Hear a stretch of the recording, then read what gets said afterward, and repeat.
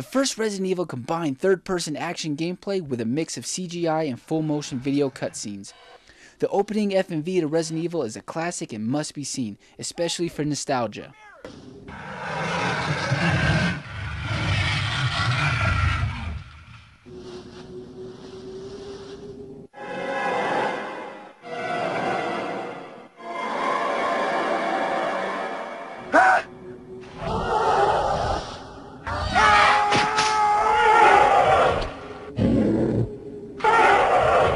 Throughout the atmospheric series, you play as a member of the Special Tactics and Rescue Squad, a government agency devoted to special cases and returning missing people.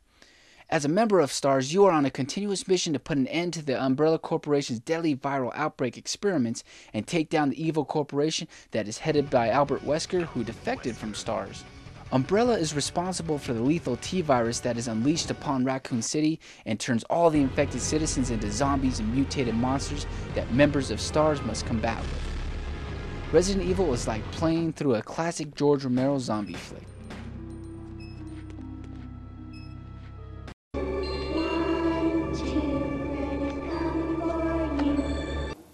It's real fun to play them, you know, you get yourself in the good mood, you turn the lights off in the house and turn the surround sound all the way up and start playing and just freak yourself out.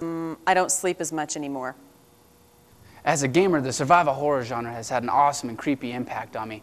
I remember when I was a little kid playing Zombies Ate My Neighbor on the Super Nintendo, and it was just such a fun, cool game that, you know, was kid-friendly. You either play as a boy or a girl character, and you go around with your squirt gun shooting up zombies and werewolves and stuff, and you gotta watch out for the guys with the chainsaw cutting through the hedges to get you, all while trying to rescue the citizens of the towns that you go to.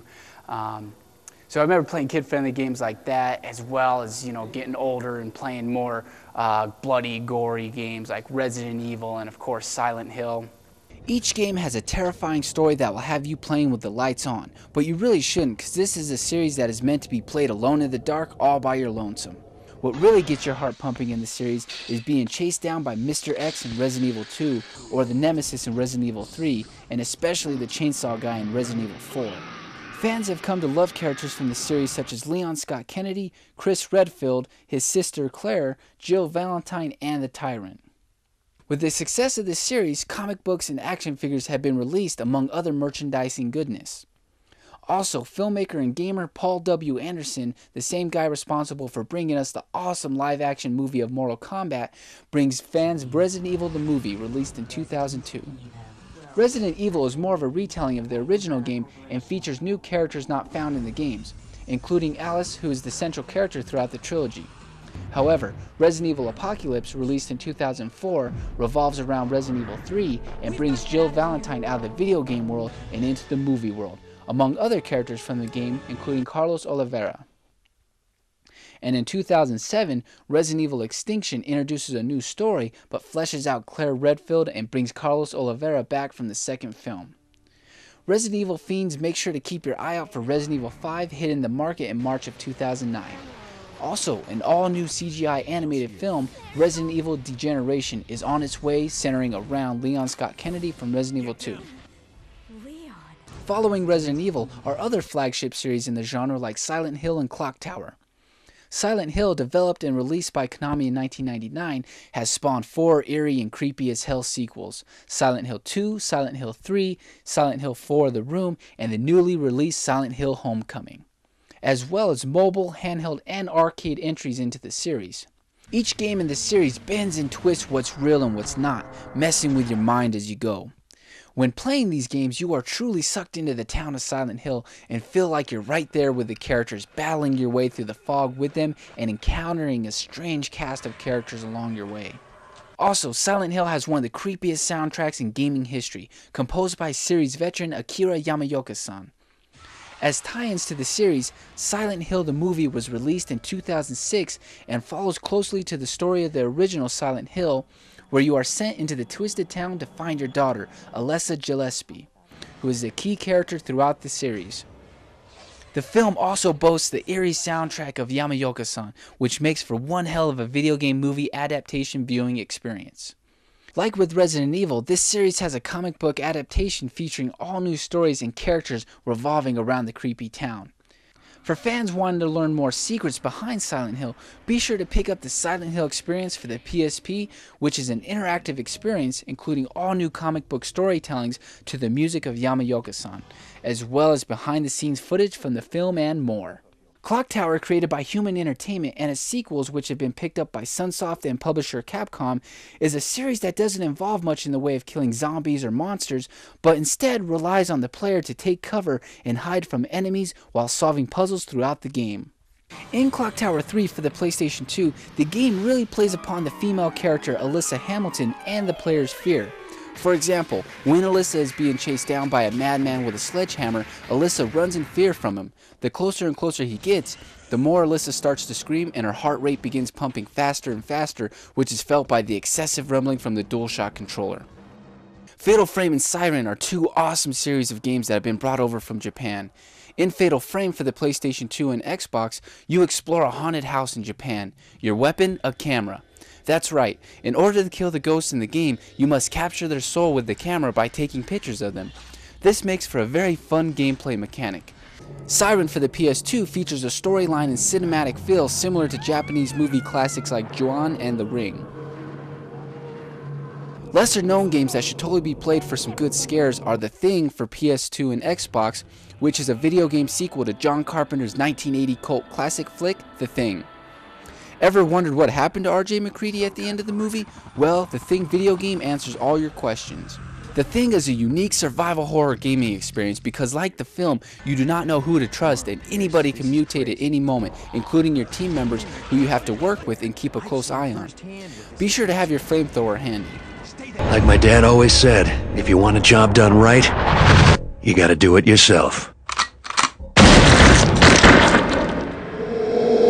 Kuan, released in 2004 for the PS2, has the same eerie feel as Silent Hill and has you playing as a geisha going around the village killing monsters and spirits.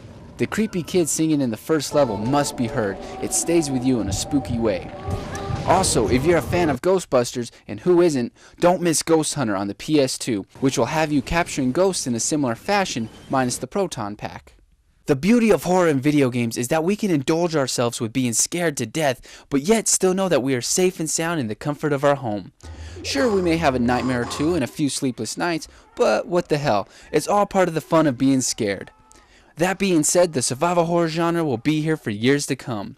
On the horizon for the PC, Xbox 360, and PlayStation 3, gamers can look forward to the third-person action survival horror game Dead Space, which is already getting talks of being banned in Australia and Germany due to its over-the-top graphic violence.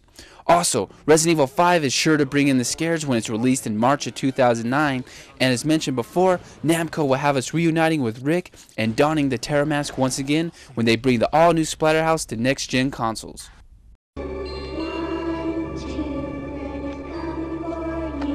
Classic video games in this horror genre are awesome because you look back and you wonder why you were scared, but if you can look back and still think, no, that's scary, then you know it was good.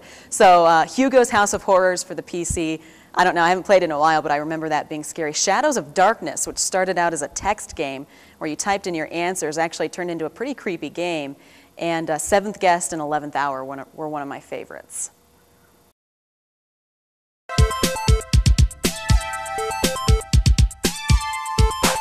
We have to take our last commercial break of the show, but when Video Game Trader TV returns, we're gearing up to scare the hell out of some unwanted visitors with the Poltergeist in our Hidden Gems segment. And don't miss our Homebrew segment, where we'll talk with Mr. Rob Fulop about his new game Actionauts for the Atari 2600. Don't go anywhere. Video Game Trader TV will be back quicker than you can say Evil Otto. 1,000 years ago, a family's destiny was born.